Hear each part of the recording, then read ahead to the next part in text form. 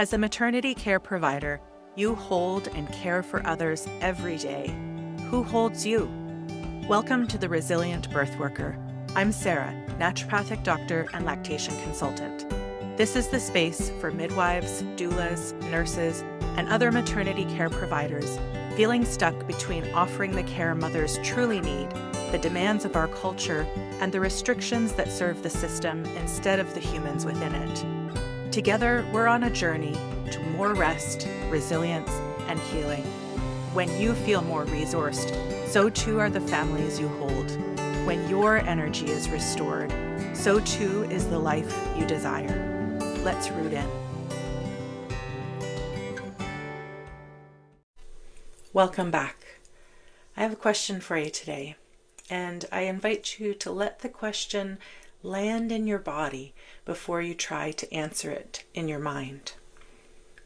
Who are you when you're not working? Not what you do in your time off, not what role do you play at home, but who are you when you strip away the title, the credentials, the to-do list, the clients, the reputation? If that question makes you uncomfortable, you are not alone, and you're in exactly the right place for today's conversation. Because here's what I've noticed in myself and in so many of the birth workers I've spoken with over the years. Somewhere along the way, our identity became fused with our function. We stopped being people who do care work and became care work. We stopped having a practice and became the practice. And when that happens, rest becomes threatening. Because if your worth lives in your output, then stopping feels like disappearing, and it feels dangerous. This doesn't happen overnight. It's not a single moment where you decide, my value is in what I produce. It's gradual, and it's reinforced by everything around you. It starts with the culture. Women especially are socialized to equate care work with identity. We are praised for being selfless. We are admired for being the one who never says no. We hear again and again, she's so dedicated. She's always there for everyone. She goes above and beyond. And those sound like compliments, but listen to what they're actually describing. A person who has erased herself in service of others. A person whose boundaries are invisible. A person whose worth is measured by her availability. Then the professional training reinforces it.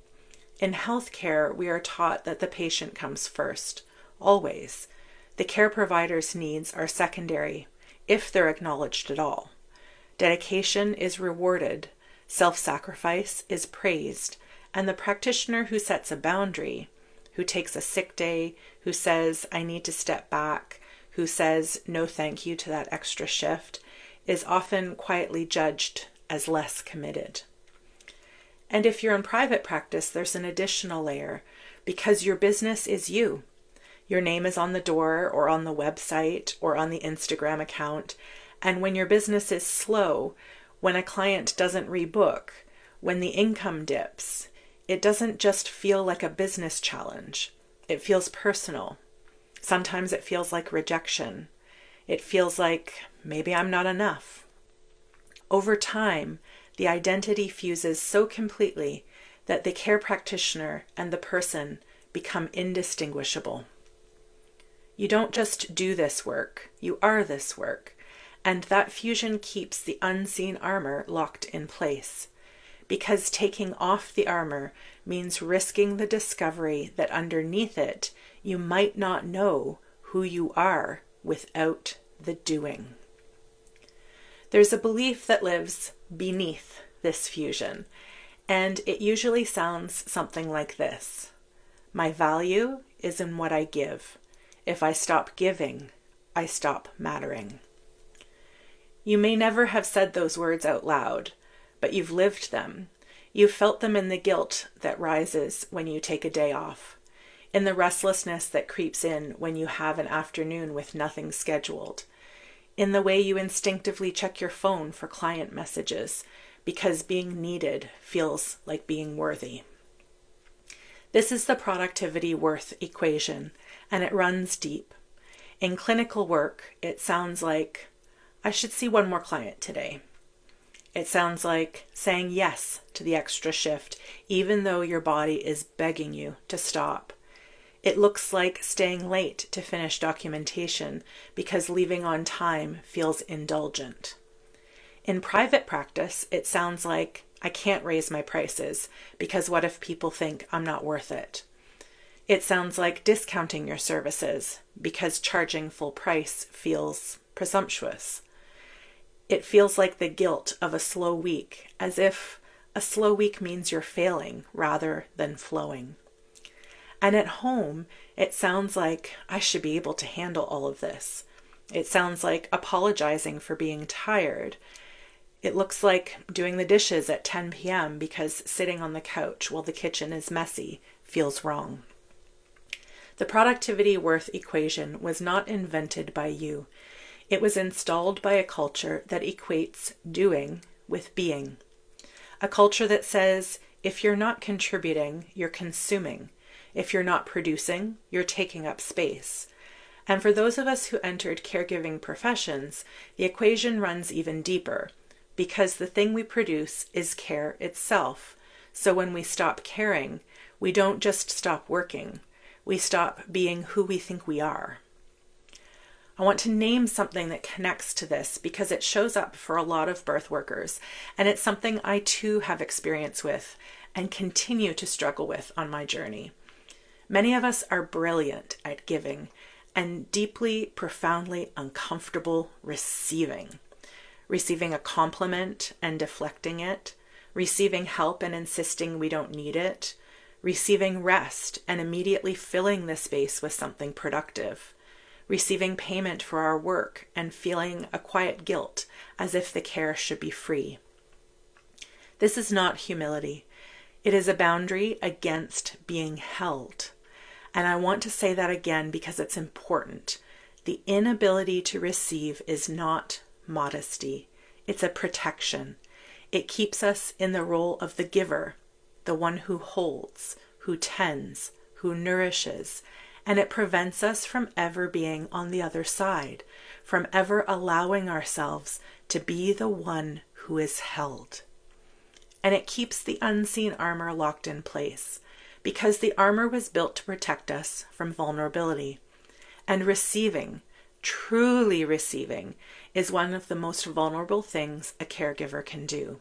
It requires us to believe in our bodies, in our bones, that we are worthy of the same level of care that we give to others. If that last sentence made something tighten in your chest or elsewhere in your body, just notice it. You don't have to do anything with it. Just notice.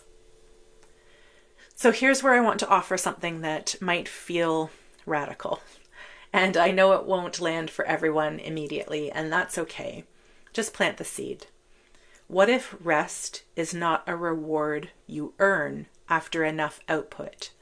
What if it's not a luxury for people who have enough margin in their lives? What if rest is not self-care at all? What if rest is an act of identity reclamation? When you rest without guilt, when you sit down on the couch while the dishes are still in the sink and you don't apologize for it, when you take an afternoon with nothing scheduled and you let it be enough, you are doing something far more powerful than recharging. You are practicing the belief that you matter independently of what you produce. You are interrupting the productivity worth equation with your body, not with an affirmation, not with a mindset shift, with your actual physical body at rest, proving to your nervous system that you can be still and the world does not end, that you can stop and you are still here, that you are still worthy of the space you occupy even when your hands are empty. This is not self-care. This is self-reclamation. And it is one of the bravest things a caregiver can do, because the whole system, the culture, the profession, the unseen armor itself is designed to keep you moving, to keep you producing, to keep you believing that your stillness is laziness and your rest is irresponsibility. When you rest anyway, you are loosening the armor at the root. I want to offer you a simple breathing practice today.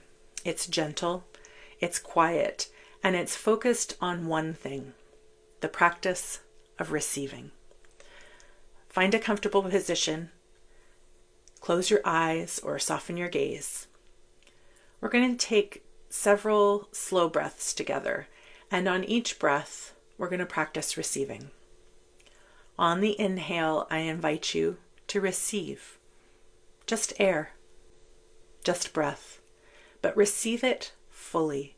Let your lungs expand. Let your belly rise.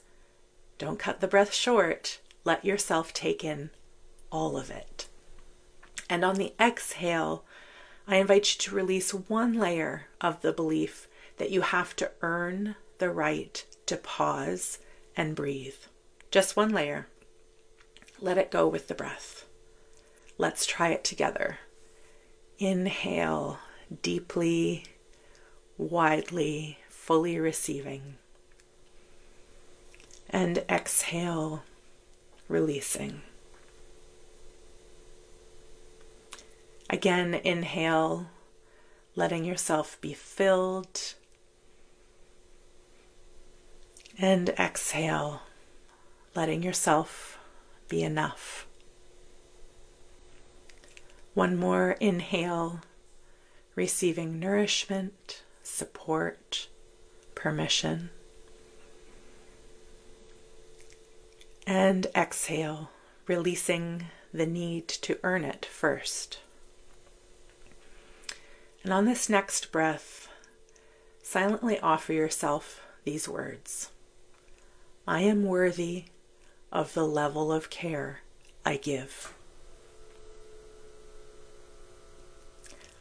Let that land wherever it wants to land. It doesn't have to feel true yet. It just has to be heard by your body, by your nervous system, by the part of you that has been waiting a very long time for someone to say it. When you're ready, gently open your eyes. I know that this episode has asked something big of you.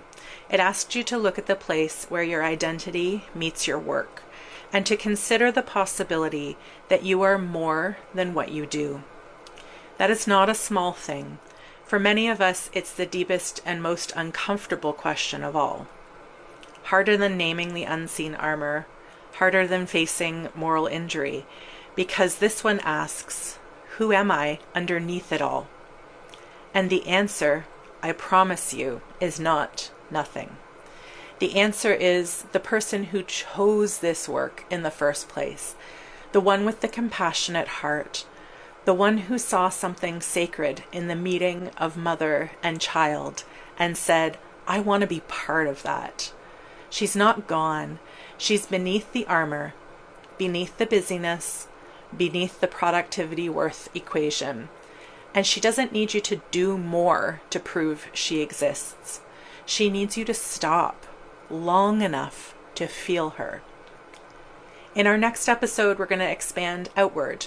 We've spent these last few episodes doing some deep internal work, body, wound, integration, identity. Next, we talk about community, about why you were never meant to do this alone, and about what an ecosystem of support actually looks like for a maternity care provider. But for now, just be here. You've done enough for today. Until next time, be gentle with yourself. I'm so grateful you took the time to nourish yourself today. If this episode helped you feel a little less alone and a little more steady, I invite you to follow or subscribe and continue nurturing rest, resilience, and healing. And if you know someone who would benefit from the ecosystem of support we're cultivating here, please share the podcast with them. Until next time, be gentle with yourself.